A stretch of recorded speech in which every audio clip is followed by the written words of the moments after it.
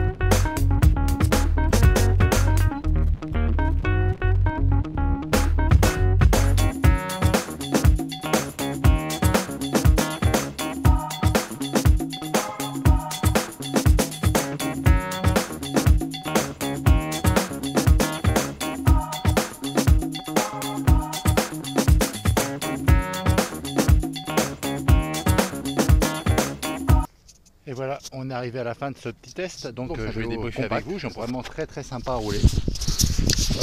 Donc ici encore les roues de 26, comme je vous ai dit tout à l'heure, contrairement au prochain modèle qui va être en roue de 27.5. Je crois aussi le système 9 a changé un petit peu aussi dans le nouveau modèle. Donc alors les points forts de ce vélo, c'est l'amortisseur arrière, avec ses 3 positions de réglage. Donc très rigide pour la route, qui relève un petit peu l'amortisseur, donc diminue la chasse, relève l'arrière du vélo. Donc pour les côtes ou la route ou les côtes en chemin pas trop caillouteux, c'est vraiment génial. La position intermédiaire, bon, qui vous permet de vous servir de l'amortisseur sans qu'il soit trop dur, mais sans qu'il soit trop mou non plus pour ne pas trop pomper dans les côtes. Donc le système 9 pour le pompage, c'est pas mal, c'est pas révolutionnaire mais c'est pas mal. Et la troisième position, donc c'est la position souple pour les descentes. Alors là aussi c'est extraordinaire, ça c'est magique. Ça rabaisse l'arrière du vélo, donc dans les côtes, ça augmente, dans les descentes je veux dire, ça augmente la chasse. Alors là ça nous permet d'attaquer dans les descentes vraiment en toute sécurité, vraiment très sympa. Le freinage d'Elixir 3, donc vraiment très sympa, en disque de 180 à l'avant si je me trompe et 130 à l'arrière. Des roues cross ride.